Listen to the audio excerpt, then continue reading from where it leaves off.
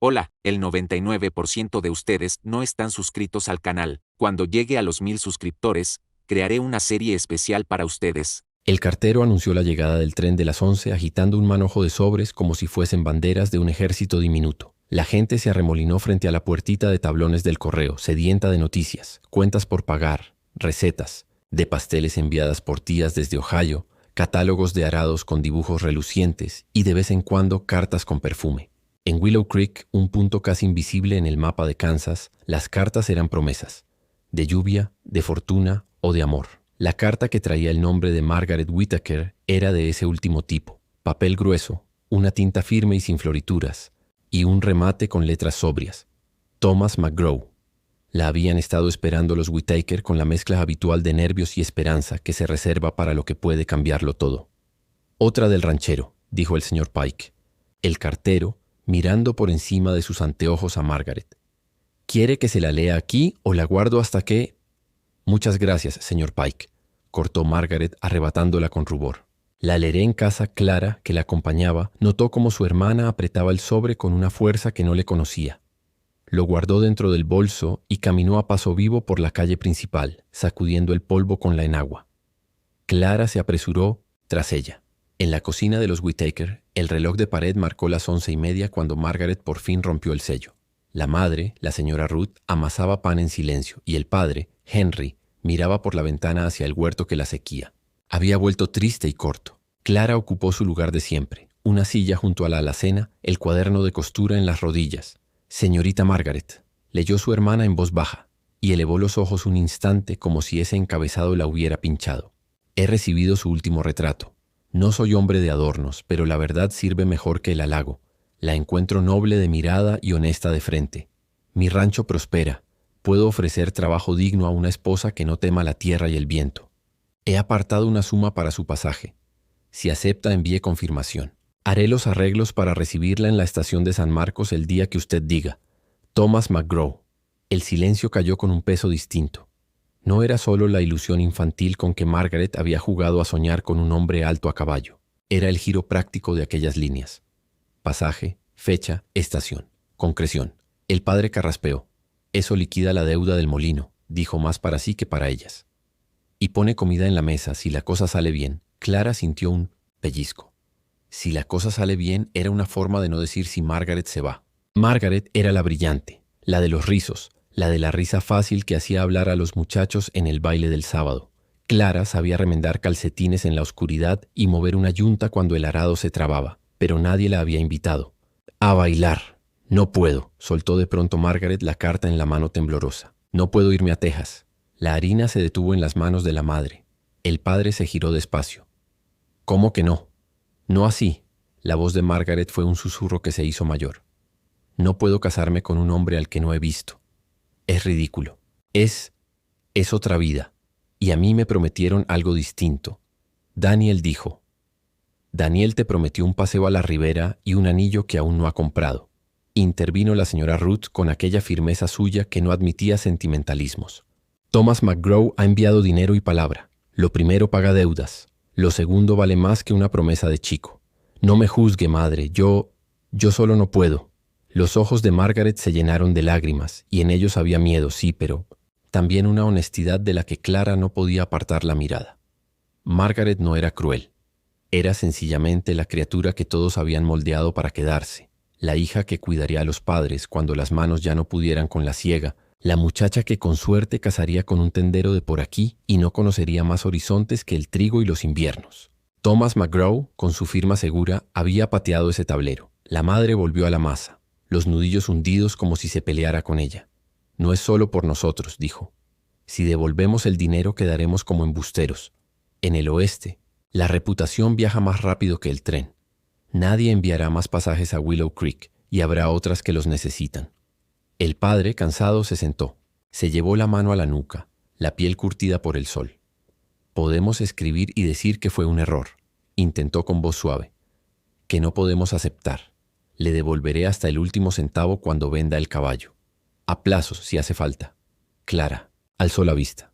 Vender el caballo era vender la mitad del trabajo del campo. Era empezar el invierno con los brazos atados. La crisis se resolvió sin alzarse ni una voz más.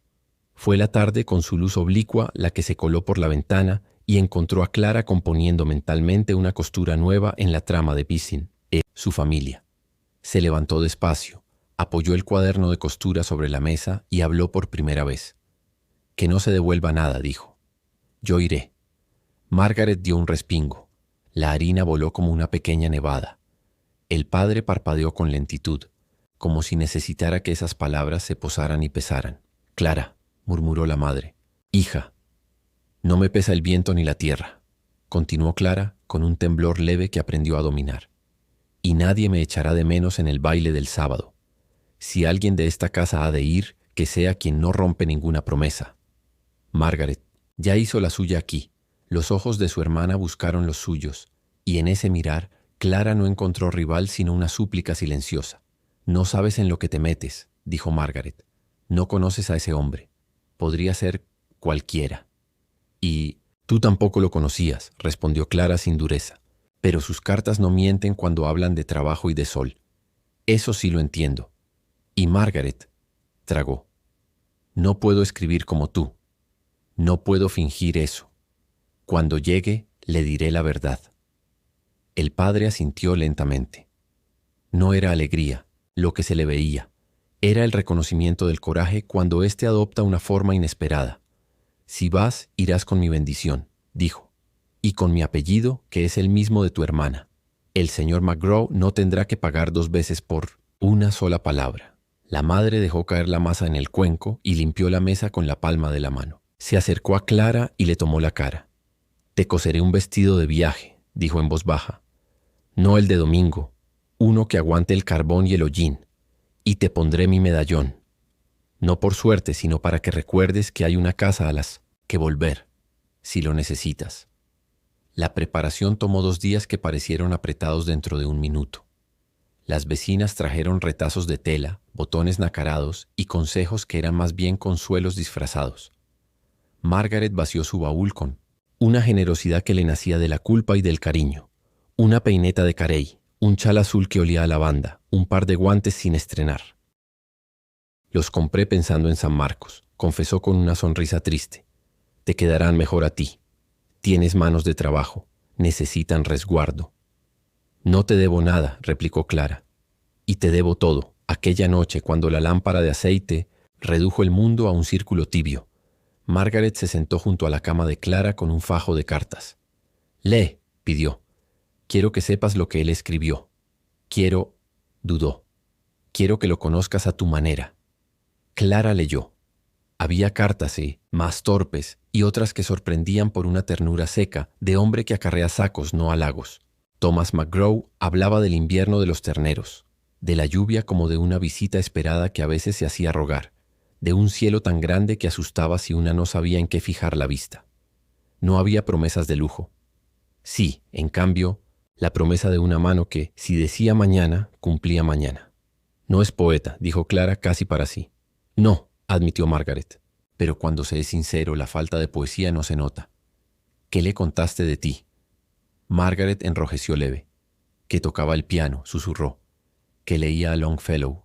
Que no temía a los caballos». Levantó la vista culpable.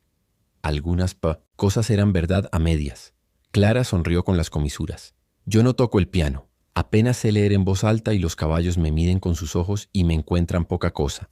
Pero las medias verdades pesan más que un saco de grano cuando hay que cargarlas lejos. Al llegar le diré quién soy. Si se ofende, tomaré otro tren en sentido contrario». «¿Con qué dinero?», se entrometió la madre desde el marco de la puerta donde había estado escuchando sin hacer ruido. «No, niña, no te vas a volver sola por orgullo. Si ese hombre no te quiere, escribirás, y tu padre y yo haremos lo que haga falta. Pero», añadió acercándose, «no empieces la vida nueva contando que te vas a regresar. Empiézala de frente». Clara levantó la vista del papel. Asintió. El día de la partida amaneció con un viento fresco que olía a metal. El tren aparecía y desaparecía a lo lejos como un insecto enorme sobre el lomo de la pradera. En la estación unos pocos viajantes compartían silencios de despedida. Un maestro que llevaba un baúl de libros, un matrimonio joven con una cuna en miniatura, un hombre de gabán que tenía prisa por ninguna parte en particular. Henry Whittaker puso la mano pesada sobre el hombro de su hija menor. Te enseñé a leer el cielo, dijo sin mirarla. Si ves que se viene tormenta, busca refugio. No siempre es de lluvia de lo que hablo. Lo sé, padre. La madre ajustó el broche del medallón sobre el cuello del vestido de viaje, gris oscuro. Dentro hay un mechón de mi cabello de cuando tenía tu edad, le confió con una sonrisa apenas. Para que recuerdes que fuimos jóvenes también, y que sobrevivimos. Margaret, pálida, sostuvo a su hermana de las manos y la atrajo hacia sí. No me odies, le pidió al oído. No olvides lo que te debo. No te debo nada, repitió Clara, esta vez con firmeza. Me debo a mí la oportunidad de ser alguien que no sea la sombra de otra. Entonces, dijo Margaret secándose una lágrima, prométeme solo una cosa, que si él te mira de frente, tú no bajes la vista. Clara asintió. Tomó el cofre pequeño que contenía 2 vestidos, una Biblia con las tapas blandas del uso y las cartas que no eran suyas. Se acercó al mostrador a buscar el boleto. El empleado, un chico con acné y dedos manchados de tinta, leyó en voz alta: Pasaje a San Marcos, Texas, a nombre de Mrs. Whittaker. Clara tragó. Bajó la vista un segundo hacia la letra inicial. Esa M que podía ser de Margaret, pero también de Miss o de mujer que decide. Soy yo, dijo, y el muchacho, sin levantar la vista, estampó el sello y le entregó el papel. Cuando el tren anunció su presencia con un aullido largo, el corazón se le subió un instante a la garganta. No de miedo, o no solo. Era la sensación de que el mundo por primera vez podía ser más grande que el cuarto de costura y el cielo limpio de Kansas. Abrazó a su madre y a su hermana. Dejó que el padre le palmeara la espalda como se palmea el lomo a un caballo antes de soltarlo y se subió al vagón. Encontró asiento junto a la ventana. Mientras el tren resoplaba y cobraba movimiento, Clara abrió el bolso. Sacó la última carta de Thomas McGraw y la leyó una vez más. Al final, sin demasiada seguridad, añadió en el margen con su letra clara y pequeña: Soy Clara, hermana de Margaret. Voy en su lugar. Cuando llegue, le explicaré. Si no me espera, lo entenderé. Luego dobló la carta con cuidado, como si guardara dentro la primera decisión que había sido del todo suya. El pueblo se fue encogiendo hasta ser nada. La pradera se desplegó en una planicie que parecía no tener orillas, y el tren se la tragó con apetito. Clara apoyó la frente en el cristal y pensó, sin miedo y sin adornos: no soy la elegida de ninguna carta. Seré la elegida de mis actos. Afuera, el viento componía su primer himno de viaje. Adentro, Clara, con el medallón tibio sobre el pecho y las manos firmes sobre el bolso, empezó a convertirse en la mujer que el oeste le pediría ser. El tren avanzó hacia el sur como una bestia cansada que, aún así, no deja de cumplir su ruta.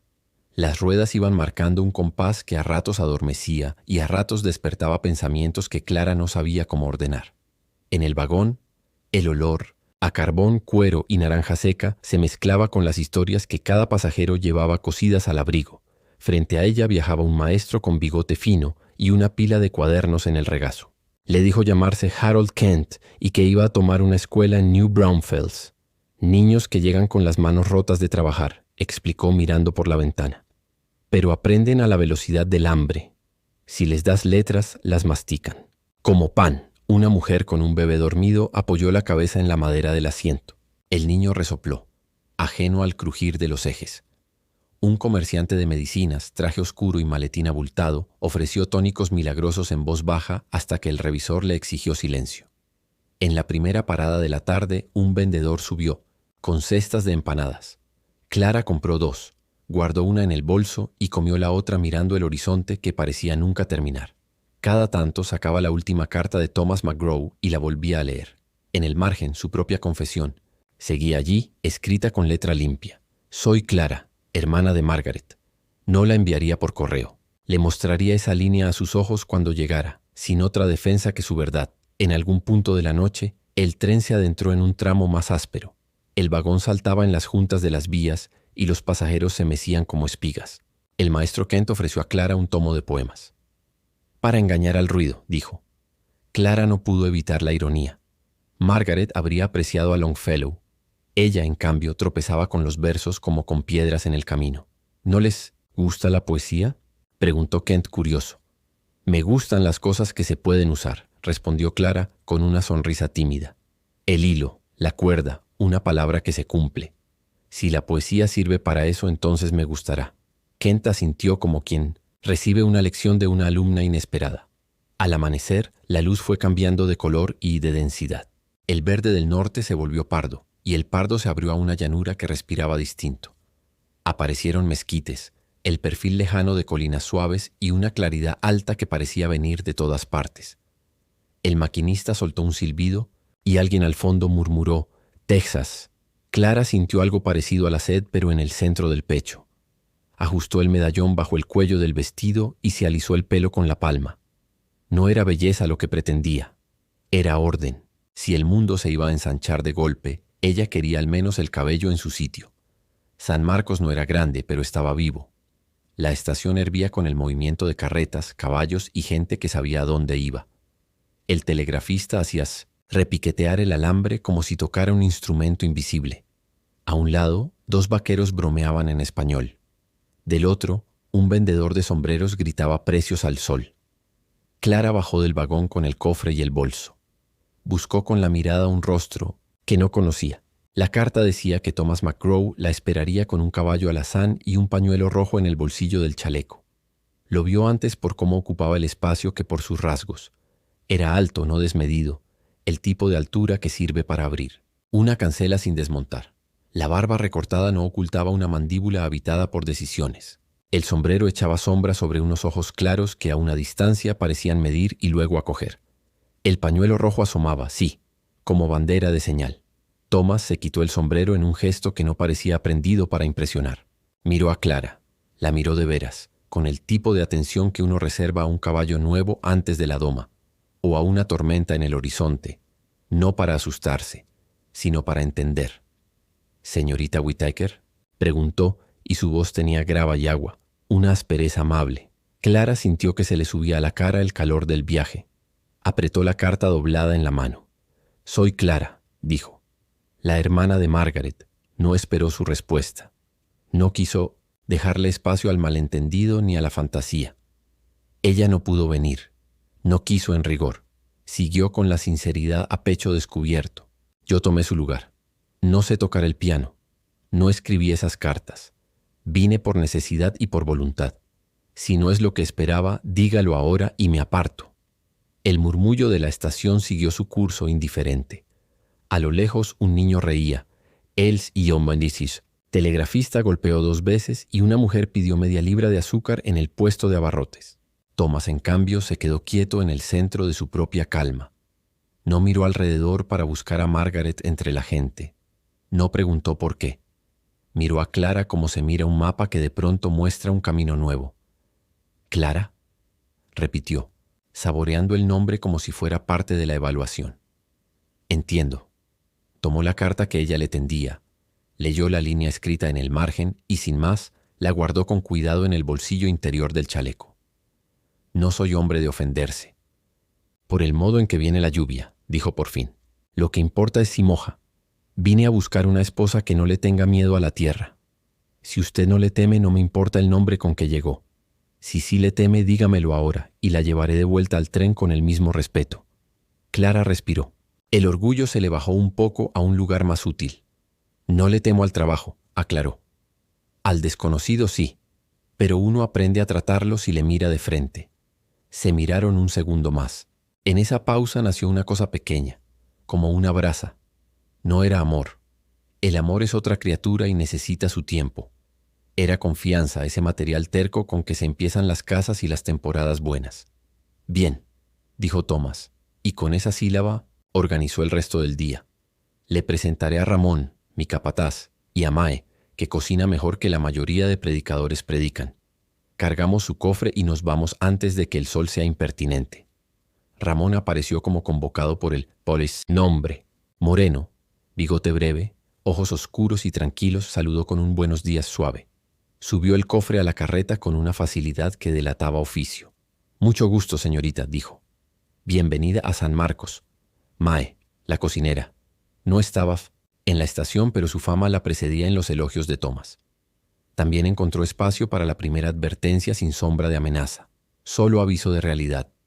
«Este mes han rondado cuatreros por el borde sur», dijo mientras ajustaba las riendas. «Nada grave. 2 becerros menos y algo de cerca cortada. Ramón y yo hemos salido de noche un par de veces.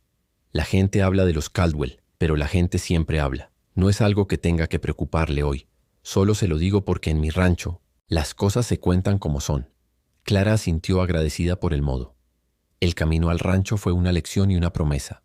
Los mezquites levantaban sombras modestas. Algún halcón daba vueltas arriba, paciente. Tomás y Ramón hablaban lo justo. No era silencio incómodo, sino ese entre dos hombres que han compartido viento, trabajo y alguna noche de guardia. Clara, desde la tablilla de la carreta, notó la tierra. Dura, agrietada en partes, blanda donde el arroyo se insinuaba. Notó el olor a ganado incluso antes de ver las reses. ¿Cuántas cabezas?, preguntó probándose a sí misma. Tomás la miró por el rabillo del ojo, un destello apenas de sorpresa. Entre 200 y 250, dependiendo de cómo cuentes los terneros, respondió. Lo suficiente para que uno sienta que hay trabajo, no tanto como para creerse dueño del condado. Mi padre siempre dijo que el orgullo se alimenta de números, comentó Clara, y que si no se tiene cuidado luego se come a la familia. Tomás sonrió por primera vez. Una media sonrisa que no desordenó la seriedad, solo la aflojó. Su padre habla como alguien que ha perdido y no quiere perder de nuevo. Mi padre habla como alguien que aprendió a mirar el cielo antes de sembrar, corrigió, y a no jurar lo que depende de la lluvia. Cuando al fin el rancho se presentó, Clara sintió algo que no se esperaba. Alivio. Una casa de tablones anchos, porche corrido, 2 robles jóvenes a los lados como guardianes que aún no han crecido, del todo. Más allá, corrales, una estructura para el molino de viento, un gallinero. No era grande, no era pequeño. Era suficiente y, más importante, era posible. Mae salió a la puerta secándose las manos con un paño. Pelirroja, pecosa, de edad imprecisa y voz que sonaba a cucharón contra olla. Así que esta es la señorita, dijo sin ceremonia. Entre, que un viaje desde Kansas merece café de verdad y pan con melaza. Clara cruzó el umbral y con él se llevó la primera impresión de un interior ordenado sin delicadezas. Mesa larga, 2 sillas más robustas que elegantes, un reloj parado a las 3, que no importaba, porque la vida allí se regía por otros relojes. Olor a jabón de sosa y a estofado reciente comieron en silencio cortés. Mae preguntó por la madre de Clara. Ramón contó que uno de los potros del lado este prometía. Tomás señaló cuartos, pozos de agua, ubicaciones de utilidad. Después, él mismo llevó a Clara a la habitación que dijo podía ser suya. De momento. No nos casamos hoy, anunció con esa forma de hablar que evitaba malentendidos. Vine a buscar una esposa.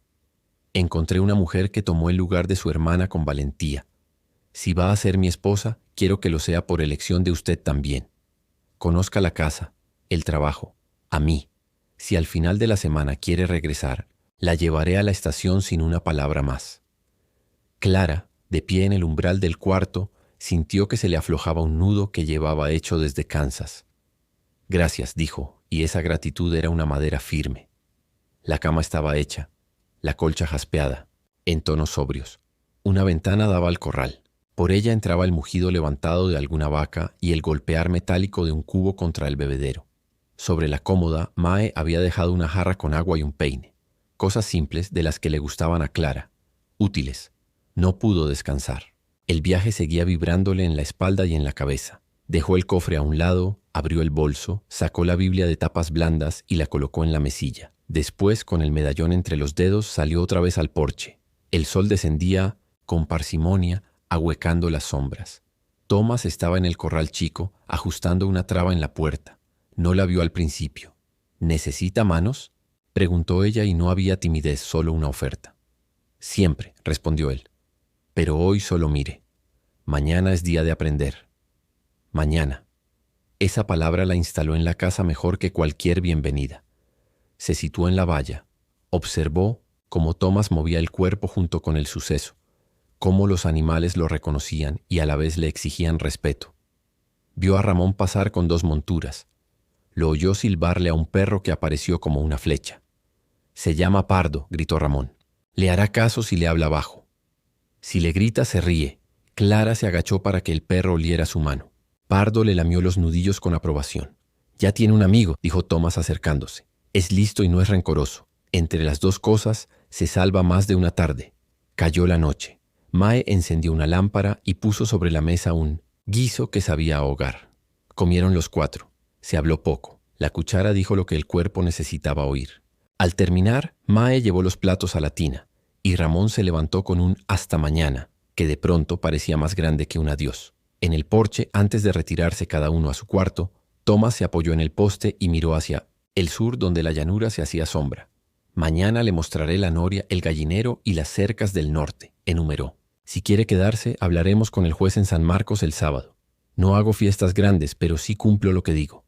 Si no quiere, me lo dirá. No tendrá que inventar razones. Clara sostuvo su mirada. No era reto ni examen, era confirmación. No, invento razones, dijo. Hago cosas, y cuando no las hago, las digo de frente. Thomas inclinó apenas la cabeza como cuando un caballo acepta el freno sin pelearlo. Entonces, buenas noches, Clara. Buenas noches, señor McGraw. Thomas, corrigió. Aquí nos llamamos por el nombre cuando compartimos mesa. Buenas noches, Thomas, repitió, sintiendo que el nombre se le acomodaba en la boca. En su cuarto, con la ventana entornada y el canto de algún grillo minúsculo entrando de visita, Clara se sentó en la cama y abrió la Biblia al azar. Pasó los dedos por las páginas suaves de uso, leyó una línea que hablaba de caminos enderezados y la cerró. No rezó. O tal vez sí, pero sin palabras. Un agradecimiento breve por la verdad dicha y escuchada. Un pedido pequeño para que el día siguiente la encontrara despierta. Se tumbó con los brazos a los lados como quien se entrega a una tabla en el río. El viaje terminó del todo cuando su respiración encontró el ritmo del rancho. Afuera, el viento movió la cuerda de un cubo y la noche guardó el secreto de 2 personas que todavía no se amaban, pero ya se habían elegido. Él por la manera en que ella dijo la verdad, ella por la manera en que él la oyó sin huir.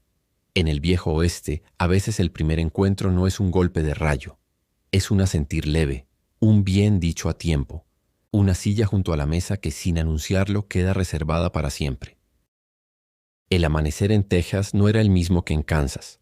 Allá, el horizonte se abría sereno sobre los trigales, dorado y dócil. Aquí, el sol parecía levantarse de un salto, incendiando la llanura como si reclamara dominio desde la primera luz.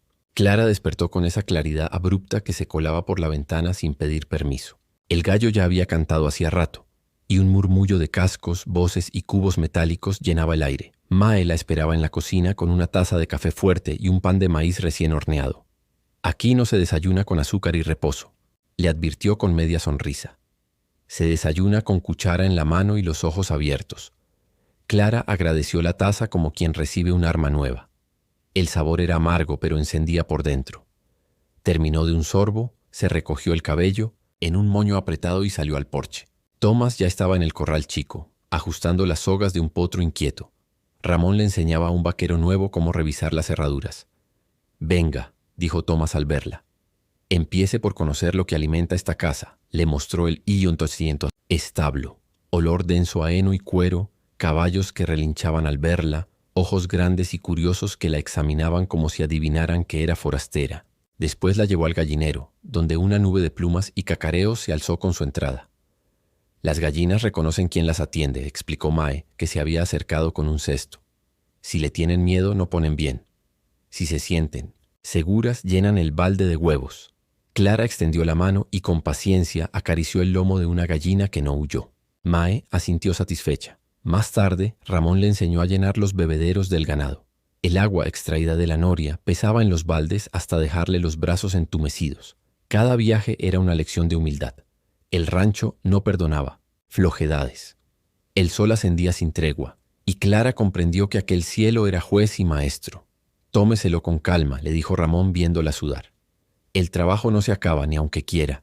Aquí la prisa cansa más que el cansancio». El mediodía llegó con olor a estofado de carne y frijoles. Mae sirvió platos hondos sobre la mesa larga. Thomas comió en silencio, con la serenidad del hombre que mastica pensando en la tarde que lo espera. Clara apenas probó la comida. El cansancio le cerraba la boca, pero se obligó a terminar. Cuando levantó la vista, notó que Thomas la observaba. «No vine buscando una dama de salón», dijo sin preámbulos. «Vine buscando a alguien que entienda que la tierra es dueña, no sirvienta. Si hoy está cansada, mañana será peor. Pero si aguanta, el rancho le devolverá el doble de lo que da». Clara se limpió las manos en el paño y contestó: «No temo al cansancio, temo al vacío. Y aquí no hay nada de eso». Tomás no sonrió, pero sus ojos brillaron como quien reconoce una verdad bien dicha. La rutina del rancho se desplegó día tras día como un libro exigente. Clara aprendió a ordeñar con torpeza al principio, hasta que una vaca paciente le permitió encontrar el ritmo. Descubrió que la cerca del norte siempre reclamaba un clavo nuevo y que las botas se llenaban de polvo antes de media mañana. Se quemó los brazos al intentar cargar un balde demasiado lleno, pero no se quejó. Los peones comenzaron a mirarla con respeto silencioso. Al principio habían murmurando entre ellos: la hermana equivocada, la que vino porque la otra no quiso. Ahora, al verla arrastrar fardos de heno o recoger huevos sin soltar un grito al primer picotazo, dejaban de hablar y la saludaban con un «buenos días, señora». Por las noches el cansancio la derribaba en la cama, pero la mente no cedía tan rápido. Se quedaba mirando la Biblia en la mesilla, pensando en su madre amasando pan en Kansas, en Margaret y su mundo de promesas incumplidas, y en Thomas, que cada día parecía menos un desconocido y más un territorio en espera de ser explorado. Atardecer, Thomas la llevó a caballo por la extensión del rancho. El aire olía a tierra caliente y a resina de mezquite. Los terneros mugían en la distancia y el viento movía la hierba como si fueran olas. «Esto es lo que hay que cuidar», dijo, abriendo la mano hacia la llanura. «No son las casas ni los cercos, ni siquiera el ganado. Es esto, el espacio donde uno puede trabajar y saber que lo que planta, si el cielo ayuda, le dará de comer». Clara lo escuchó en silencio. Sentía que cada palabra no era solo una explicación del rancho, sino también un retrato del hombre. Thomas era como esa tierra, áspero, inmenso, sin adornos, pero dentro guardaba la promesa de abundancia. De pronto un relincho cortó la calma. En la colina cercana apareció un par de jinetes, oscuros contra el sol. No se acercaron, pero observaron, un momento antes de desaparecer tras el borde. Thomas frunció el ceño. «Caldwell», murmuró sin necesidad de explicarse. Clara lo miró inquieta. «¿Peligrosos? Hombres que creen que todo lo que anda suelto les pertenece. Vacas, caballos o mujeres. No se les teme, pero tampoco se les da la espalda». El silencio se tensó. Thomas espoleó al caballo suavemente. «Mañana reforzaremos la cerca del sur. Usted no tiene que preocuparse». Clara lo miró con firmeza. «Si este es mi lugar, también es mi trabajo. No quiero estar en el rancho solo para mirar desde la ventana». Él la observó con esa calma que se le conocía desde el primer día. «Ya, veremos», respondió, pero en sus ojos había respeto. Esa noche, mientras cenaban, Mae hizo un comentario que Clara no olvidaría. «El rancho prueba a cada persona. A unos los quiebra, a otros los hace más duros, y a unos pocos les enseña quiénes son de verdad». Clara bajó la vista al plato. El rancho la estaba probando. Y aunque cada músculo dolía, dentro de sí misma había una fuerza nueva, como un río subterráneo que por fin encontraba salida. Cuando se acostó, oyó el murmullo lejano de los coyotes, se acurrucó bajo la colcha, y antes de dormirse pensó: «No vine a reemplazar a Margaret, vine a encontrarme conmigo misma. Y quizás, solo quizás, a alguien que me vea por lo que soy». El rancho dormía, pero en esa vastedad del viejo oeste, Clara empezaba a despertar a su propia vida. El verano tejano había traído consigo un calor que parecía quemar incluso la sombra. El polvo se levantaba en cada paso del ganado y el viento traía consigo el olor seco de la tierra resquebrajada. Clara, sin embargo, ya no se sentía forastera. Había aprendido a moverse en el rancho como si hubiese nacido allí. Madrugaba con Mae para preparar café, recogía huevos con la misma naturalidad con la que en Kansas hilvanaba costuras y sabía distinguir el mugido de una vaca enferma del ciento estenés de una que solo buscaba a su cría. Thomas observaba en silencio esa transformación. No era hombre de halagos, pero cada gesto suyo se había vuelto más elocuente que un centenar de palabras. La forma en que apartaba el sol de su rostro con la palma para verla mejor. Cómo le alcanzaba las riendas de un caballo con la confianza de quien entrega un arma, o ese bien breve que murmuraba cuando ella terminaba un trabajo duro. Una tarde, mientras reparaban juntos la cerca del sur, vieron humo levantarse a lo lejos. No era humo de cocina ni de hoguera. Era espeso, irregular. Thomas tensó la mandíbula.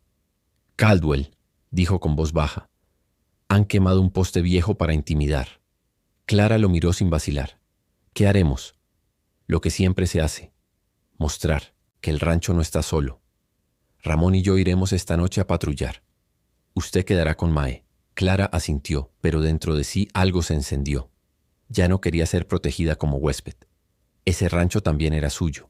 lo sentía en las manos, callosas y en los pies cansados. Esa noche, el rancho respiraba inquieto. Los perros ladraban más de lo normal y el viento parecía traer ecos extraños. Mae se aferró a su rosario, y Clara, sentada en el porche, sostuvo la lámpara encendida como si fuera un faro. Tomás y Ramón regresaron al amanecer, con el rostro cubierto de polvo y los caballos sudados. No habían encontrado a nadie, pero habían dejado señales claras de que el rancho estaba vigilado. «No volverán pronto», aseguró Tomás, mientras bebía agua del cubo. «Saben que no tenemos miedo». Clara lo observó en silencio. En sus ojos vio algo más que cansancio. Vio la carga de un hombre que no solo defendía tierra y ganado, sino también la vida que estaba construyendo junto a ella. Los días siguientes transcurrieron con menos sobresaltos. El rancho recobró su ritmo, y con él la relación entre Clara y Tomás se volvió más íntima. No hablaban de sentimientos en voz alta, pero cada mirada compartida, cada silencio cómodo, era un pacto invisible. Una tarde, Tomás la llevó a la colina más alta de la propiedad. Desde allí, el rancho se extendía como un mapa vivo. Corrales, potreros, el molino de viento girando lento. «Cuando llegué aquí», dijo con la voz grave que usaba para confesar verdades, «lo vi vacío. No había más que tierra dura y promesa. Pensé que bastaba con llenarlo de ganado. Estaba equivocado». Clara lo miró expectante. «¿Y ahora?», preguntó. Tomás respiró hondo como quien mide sus palabras. «Ahora entiendo que el rancho no necesitaba solo vacas ni cercas. Necesitaba un alma que lo habitara. Y la encontró el día que bajó de ese tren. El silencio que siguió no fue incómodo, sino profundo, como la pausa antes de una canción. Clara sintió que el viento le traía la respuesta que había buscado desde Kansas.